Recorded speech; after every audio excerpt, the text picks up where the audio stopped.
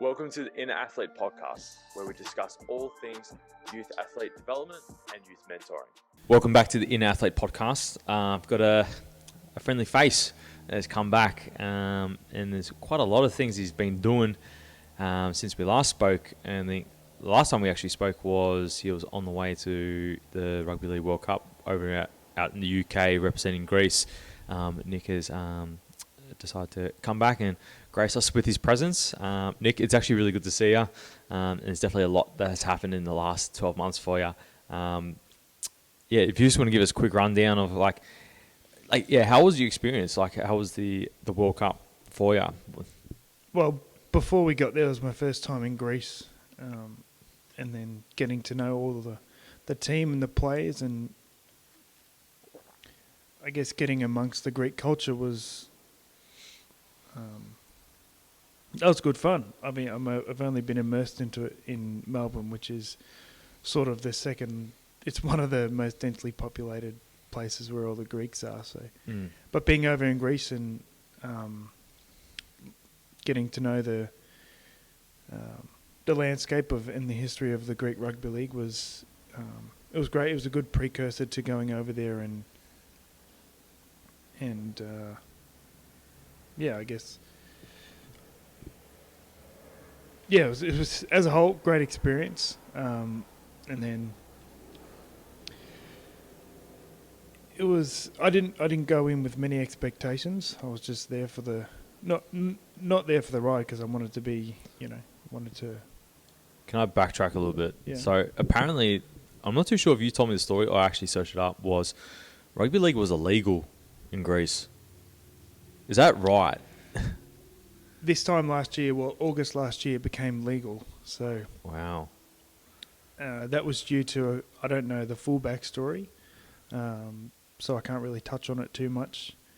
However, from my knowledge, it was because there was two federations, and then one wasn't recognised by the government, and now it's recognised. And I think because we made the World Cup, it helped the cause for rugby league in Greece, and now it's only just taking off. Yeah, I think it puts, Greece on the map for another sport as well. Obviously, soccer's a big one. Tennis is another one. Basketball, athletics. Yeah, they're definitely good athletic, like sporting wise.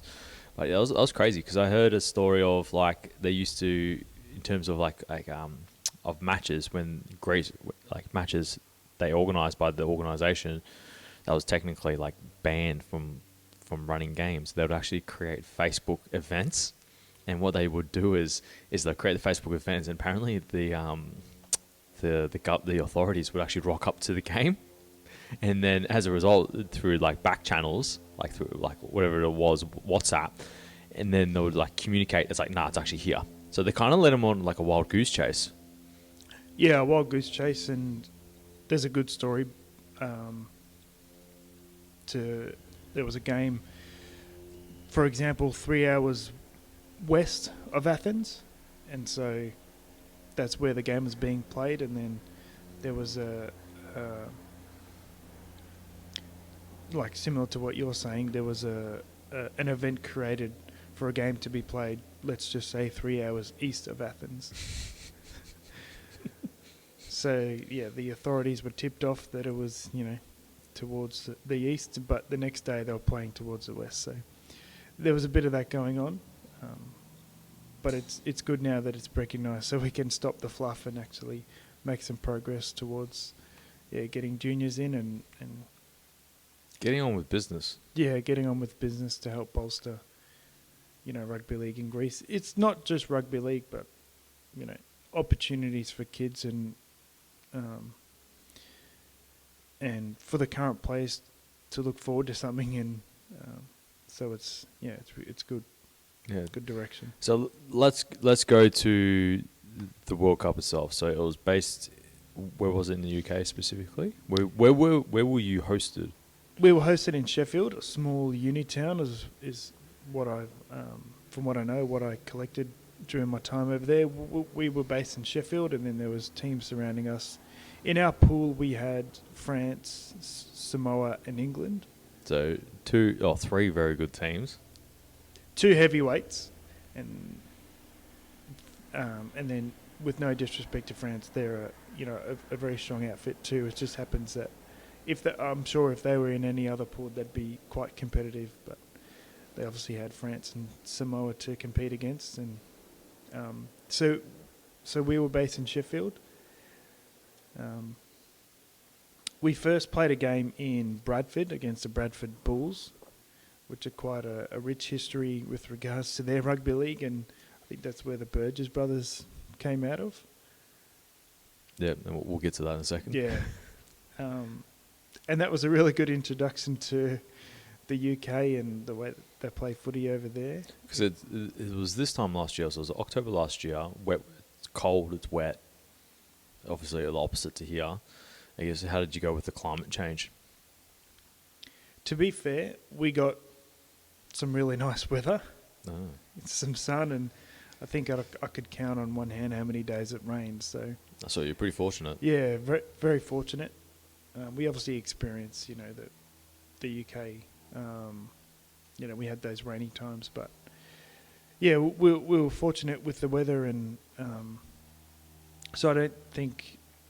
Obviously, it's the same for the other team and everyone else, so it didn't really impact us too much. We just got on with our work, and we were there for a month. So cool. Then talk about the World Cup. So who did you play in the first round? First game was against France. Yep. And then how did you go against France? We did really well. We did compete for the whole 80 minutes. They have a lot more full-time contracted players playing in the Super League, which is it only proves useful in a World Cup stage where they have the experience and I guess the cattle to sort of play for the full 80 minutes. But we were very competitive, and it was just a milestone for the Greek Rugby League to be on that stage for the World Cup. Their first game, and to be a part of that is I was extremely fortunate and grateful for that, because last year was only in June last year was when I the prospect of being a part of this team really came about. So being a part of that short history is I was very fortunate and grateful to be playing alongside players who have been there for 10 years plus, and to be playing in a tournament where that'd be their last time representing Greece, and then to pass the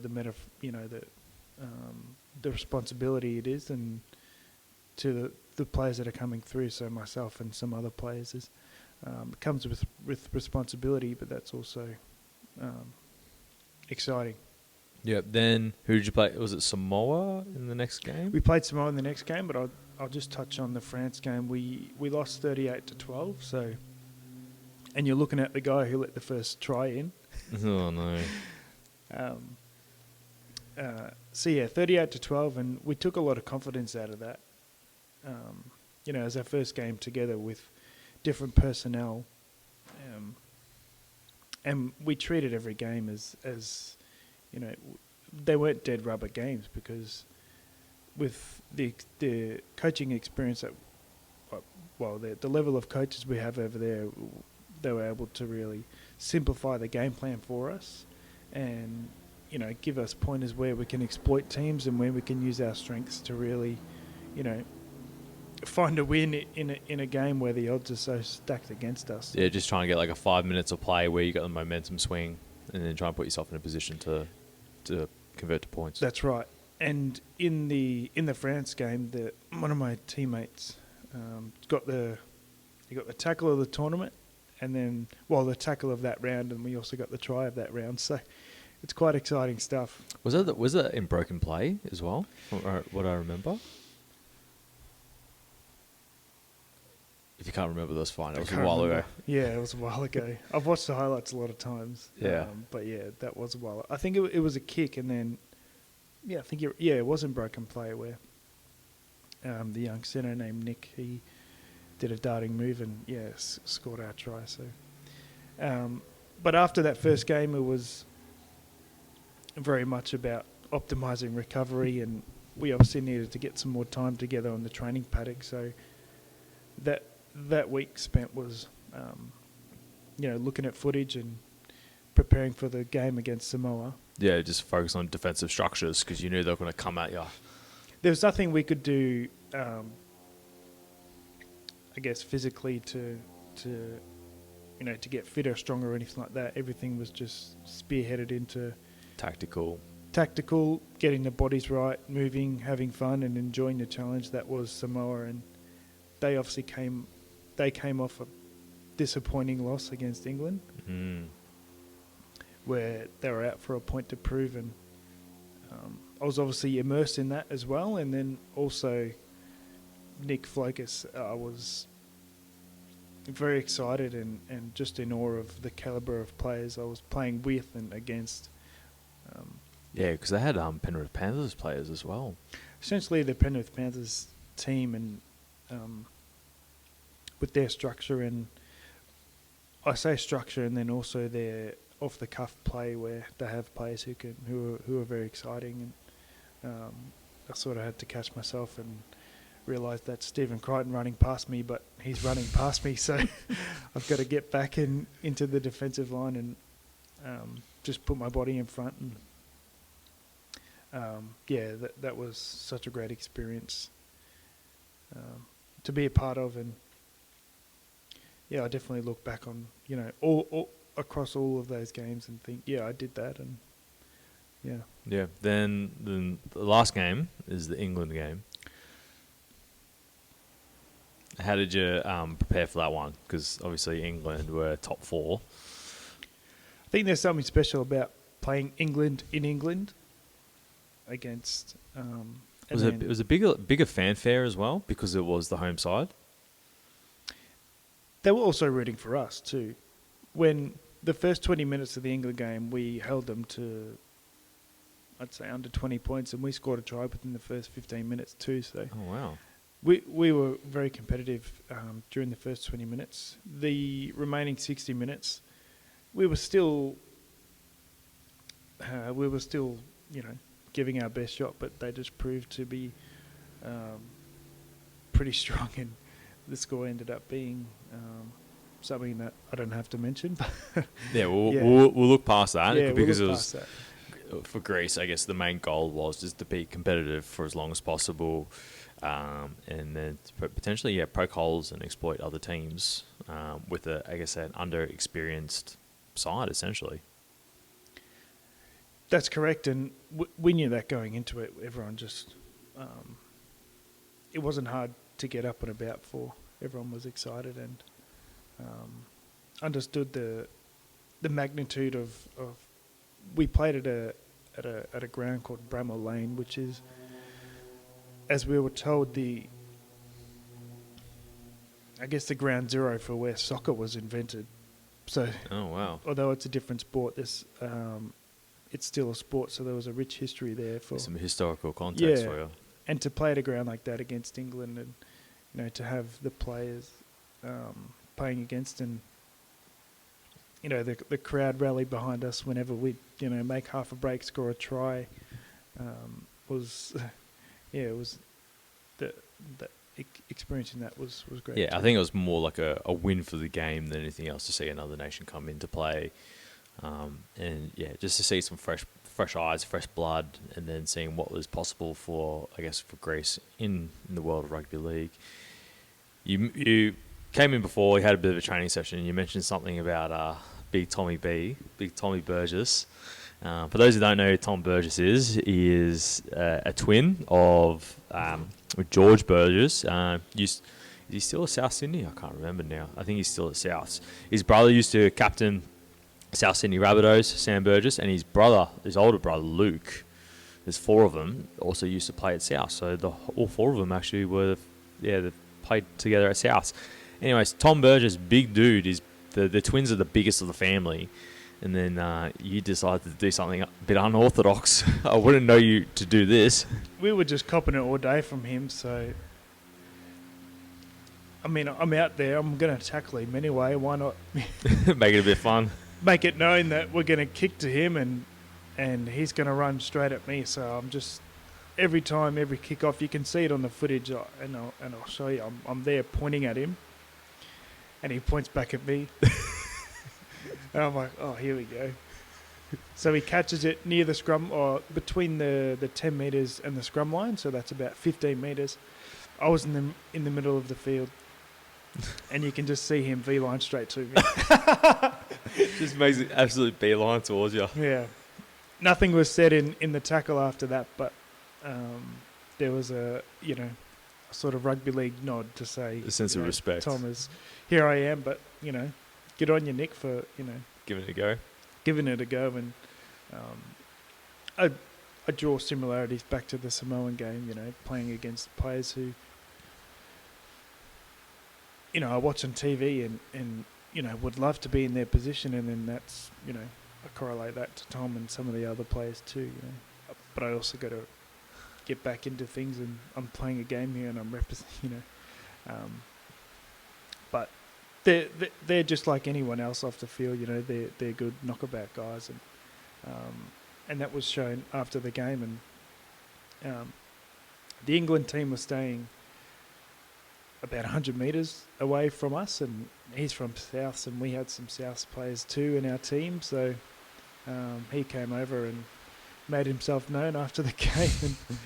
And it was a great experience, that England game, just playing England in England and being a part of that, to know that they're obviously,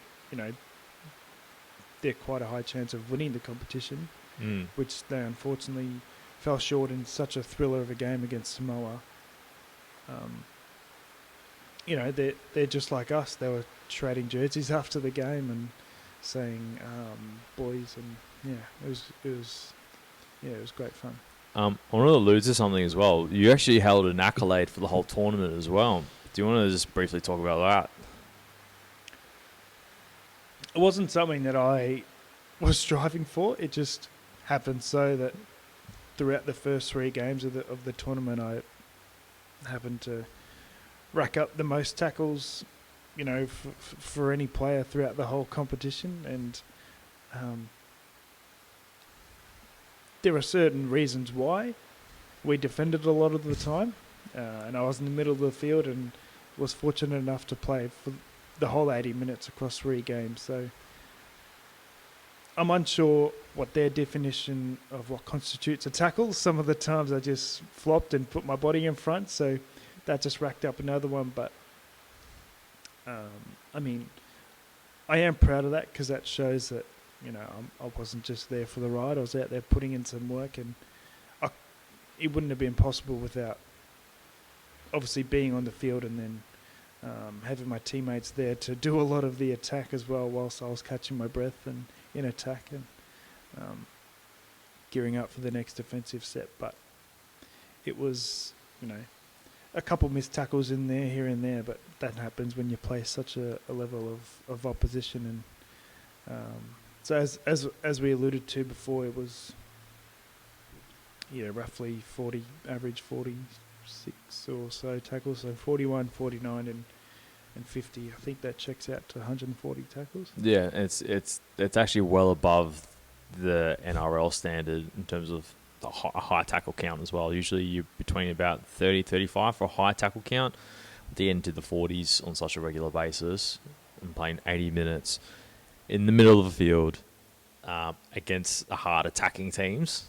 And it's like, it just adds another, I guess, another element of like, all right, you've actually put in the hard work, and you do deserve it for what you did, because as you said, you're on a back foot quite a bit, defending your line quite a lot as well. So it's obviously knowing that, but then playing it as a forward as well, you're gonna have to, hold the middle down. And obviously from a sport like rugby league, if you own the middle of the field, you have a better attacking chance, and this is usually the way it works.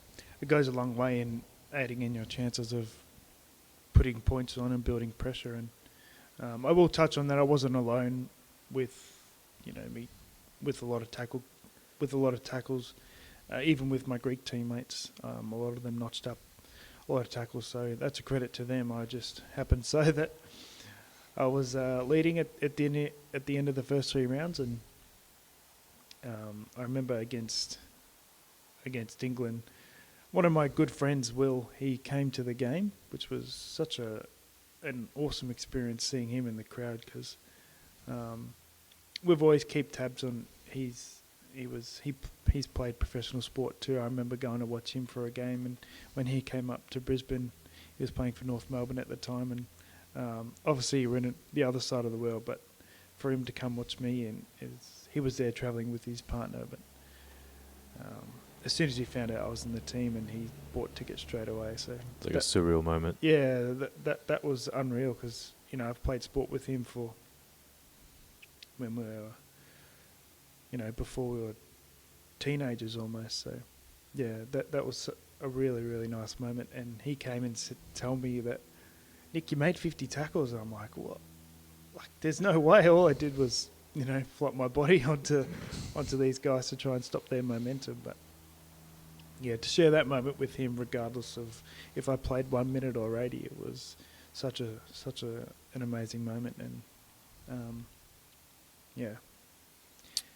So you come back after you're on like a massive high after the World Cup. So what happened next? So obviously you go into off season, and there's obviously recovery from the World Cup, off season. Then you start preparation for this season essentially. Just briefly talk us through like what happened and kind of like where you are now. So the World Cup finished. We played on that Sunday, and then actually I will touch on something that when I say it and when I think back to it, I think it's pretty fun because if I heard that story, I'd be like, wow, that's awesome. So we played this Saturday against England. Played 80 minutes, made however many tackles, and that was our last night in England. So I was fortunate enough to tee up a DJ gig at a bar, at a local bar, and the expectation was, to play for 1 or 2 hours and go there and start the night off there and see wherever Sheffield takes us. Turns out I played for 6 hours straight. Jeez, after a game. 6 hours straight after a game, and that was such. It was a nice way to end the tenure in the UK with my teammates all being there, and my good friend Will and his partner were there, and that was such great fun, and everything's based on memories, and I'll definitely look back on that as a fun time in my life where I was however many hours prior first in England, and then the next minute I was throwing down some disco tracks for 6 hours straight. So anyway, back to your question. So that was our last day in England, and then we went back to Greece for a short while, and then spent some time just relaxing with some of my the teammates there, and then for me it was getting back to Australia, just getting back into the swing of things, and pretty laser focused in getting back into pre-season, because for me being at the World Cup only reinforced, but also what's next, aspiration for what can I do next, and then what do I need to do now to prepare for this season upcoming. So I was fortunate enough, the team and the coach I was with at the time gave me the time to relax and quite unquote relax, but do my own, not get away from the football environment, do my own training, and come back when I'm ready and physically ready. So I spent a couple of weeks off just doing my own thing, and then coming into pre-season with that team I was with, and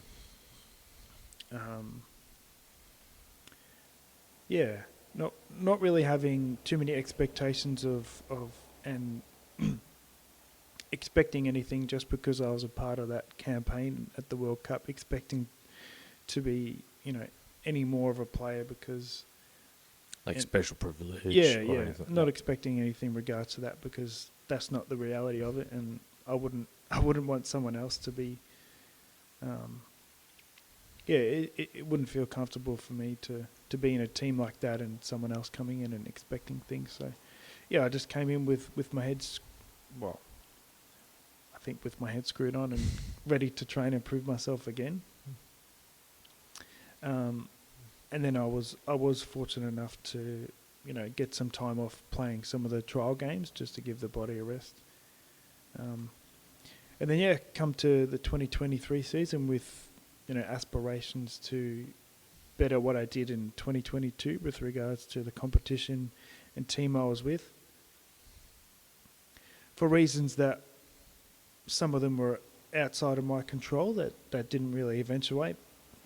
And it took a couple months into the season to mutually part ways with the team I was with to, my mum talks about shifting the goalposts, and, you're not set on one direction. Whichever direction you take is yours, and you have to own that. And, we spoke about shifting the goalposts and,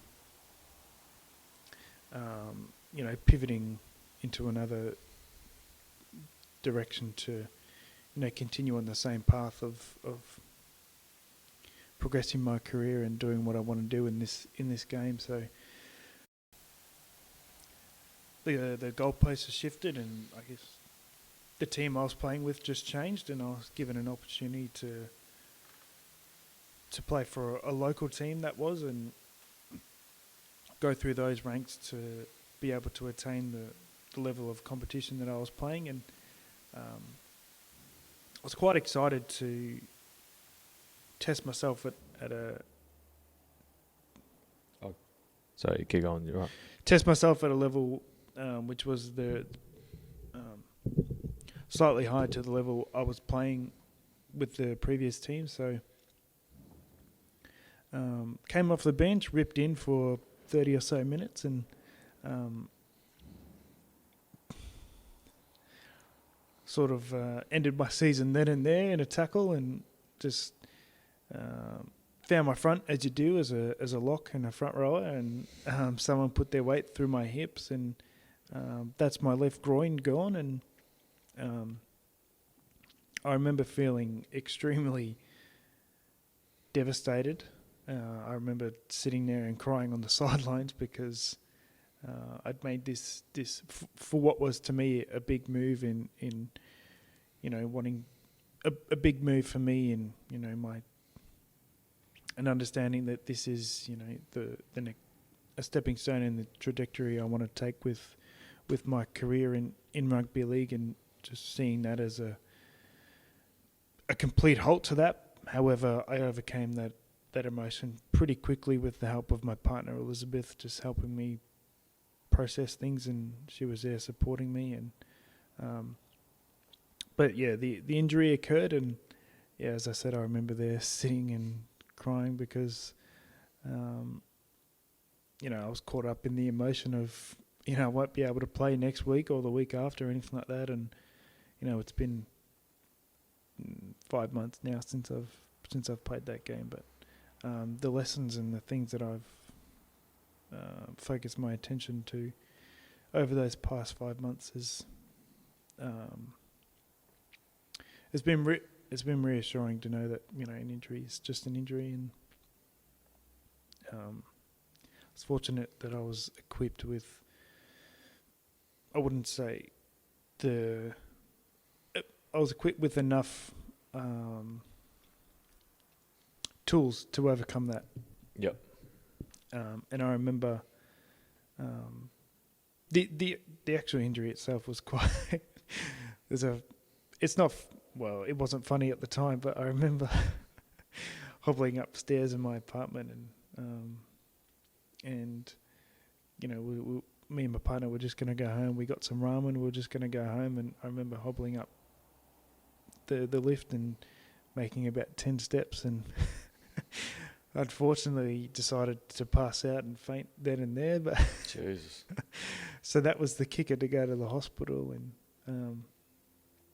and Also got a head scan there just to make sure nothing happened cerebral, so I can still make jokes and have fun and laugh about it. Keep doing this stuff, yeah. That's right. So that happened, and I remember, it would have been